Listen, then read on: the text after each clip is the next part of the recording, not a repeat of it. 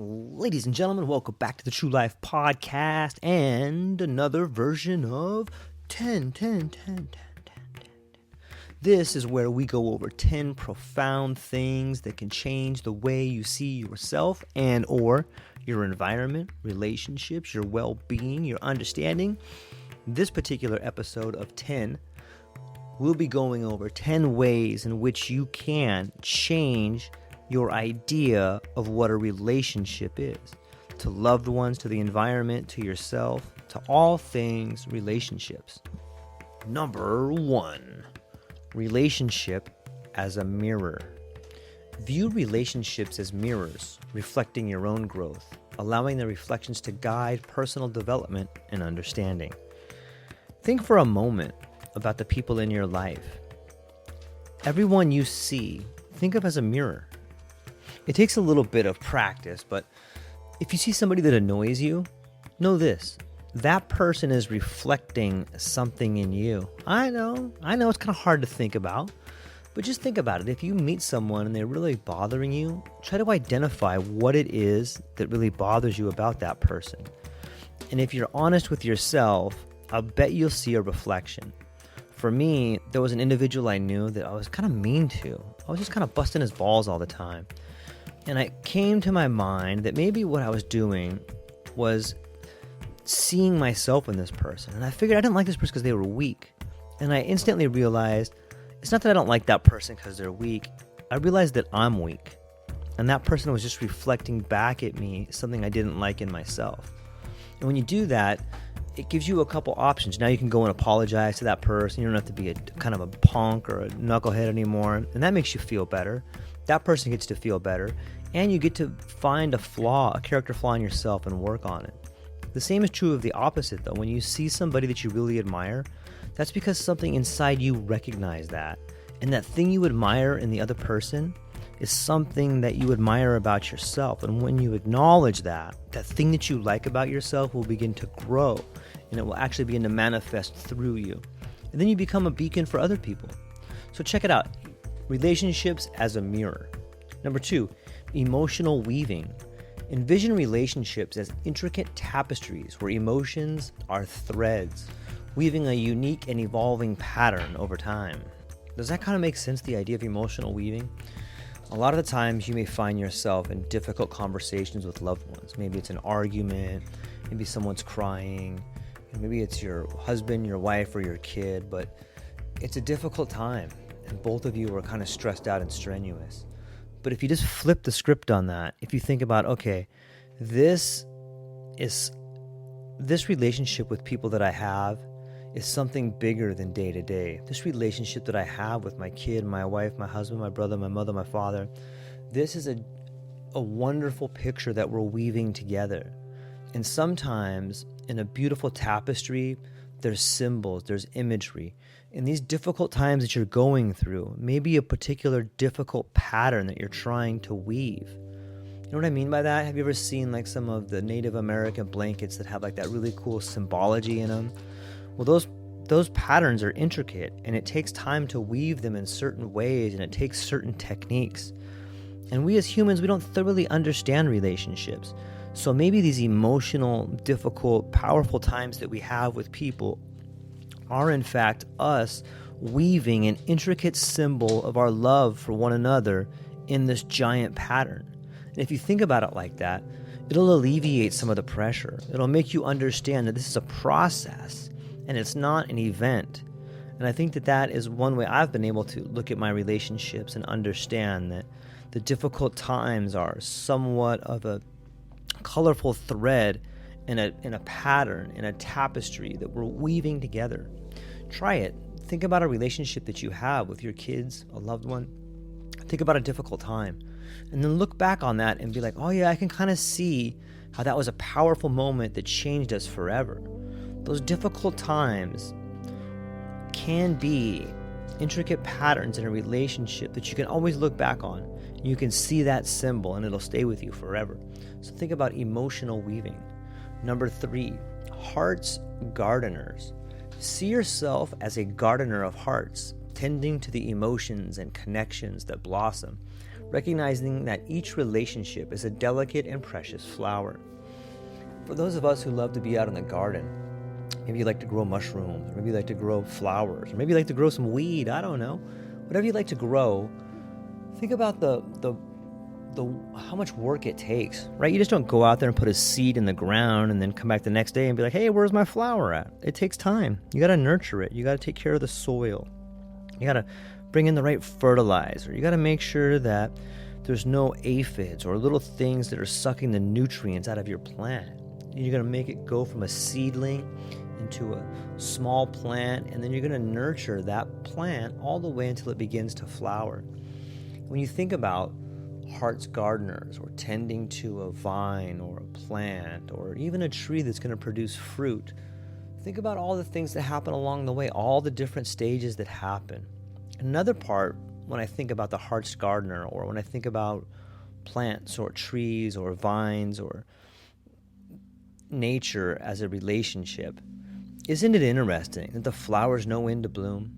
Isn't it interesting that the flowers or trees in your garden, they know that they should grow to 3 feet high by August 27th.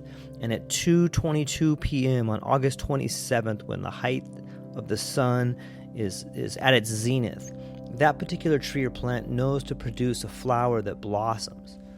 There's like this innate knowing in the garden. And so too is there an innate knowing in your body. When you hear the sound of your heart calling you to make a decision, when that little voice calls out to you, that's nature speaking through you. So think about your relationship as a heart's gardener and listen to the voice in your heart and follow through with it. The same way the mighty oak is contained in the acorn, so too is the promise of a better life contained in the song of your heart. Number 4 is conversations as bridges. Regard conversations as bridges, connecting the islands of individual experiences and fostering understanding through shared narratives. Isn't it interesting how every now and then you find someone with whom you can sit down and the time just flies? It's like, wow, we've already been speaking for an hour, or whoa, we've spoken for 3 hours. There's this sort of interesting road that you walk together hand in hand in a good conversation or in a good relationship. It's transcending. It's almost as if the time with which you spend together is like a sacred time. It's a weaving of connections and experiences, and quite often sometimes you'd be like, wow, this person really understands. Maybe they've gone through the same things as me. And the truth is, most people have gone through certain similar things.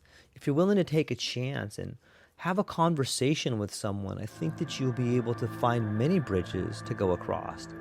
Some may be similar bridges with different views. And it's nice to have someone to walk across bridges with, and if we look at just different people, no man is an island. And so we need to find those common bridges to walk across and spend some time in other people's gardens. Number 5, time travelers together. Imagine relationships as time travelers, navigating the past, present, and future together, cherishing memories, embracing the present, and building a shared destiny.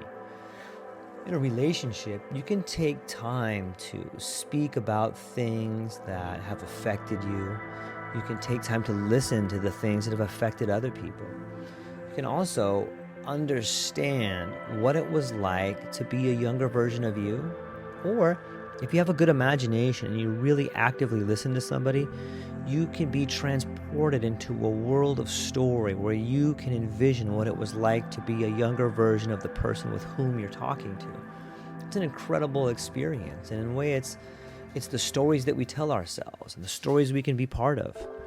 In the same way we can reflect back on being different versions or younger versions of ourselves, so too can we use our imagination to live in the future on some level. We can take a moment to imagine ourselves flying through the sky in a jet ship, or trying to somehow make sure we adhere to the prime directive in a Star Trek cruiser.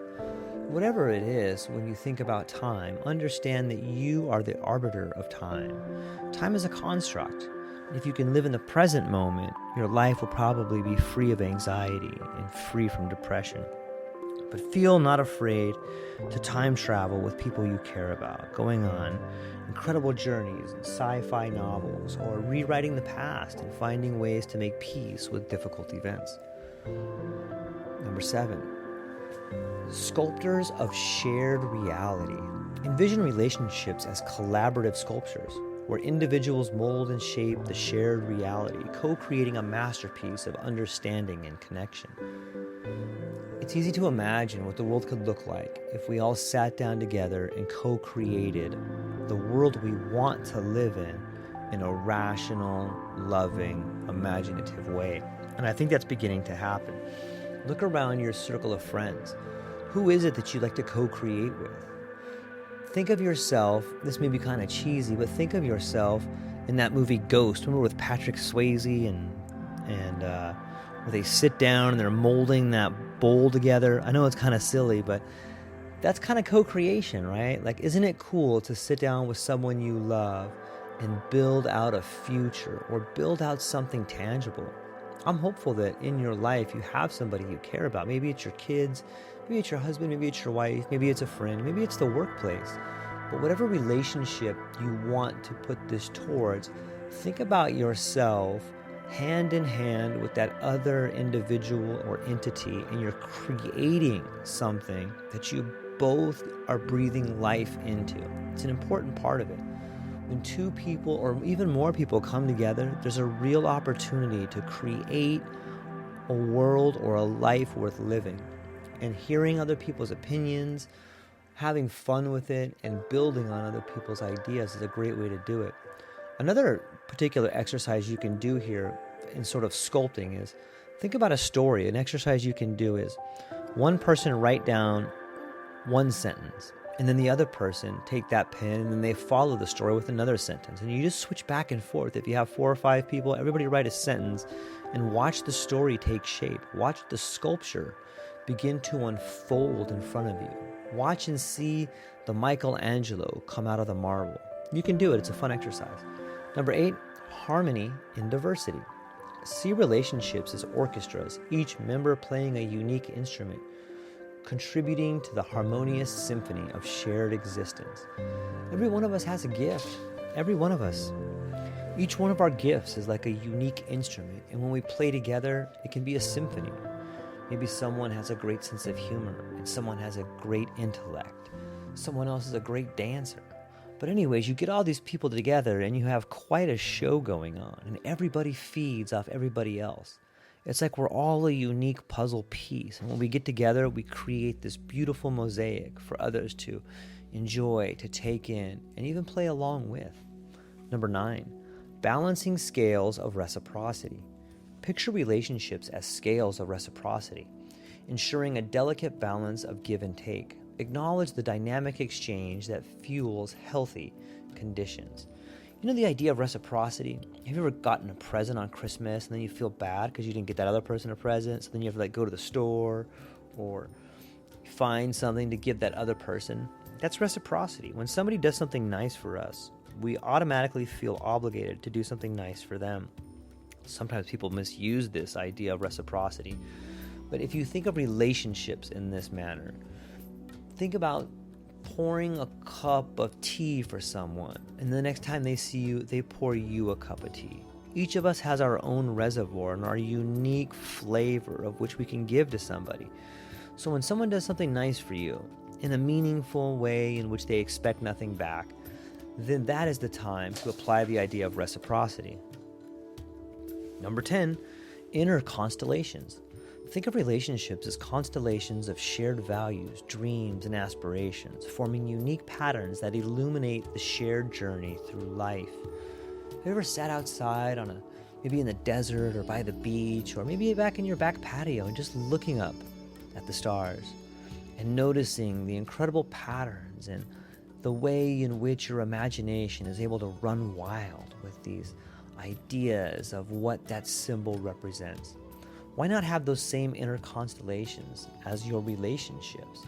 The same way that the stars can signify dreams and values and aspirations, so too can each relationship be a constellation. Every relationship with someone you care about or you love, or maybe even a stranger, can represent the same thing that the constellation of Scorpio represents. And you can apply those values and meanings and even a sort of inner horoscope with this person. Find ways to define relationships like constellations. Give them meaning, give them values, give them understanding. Make them be symbols of something positive in your life. And when you do that, you can bring heaven to earth.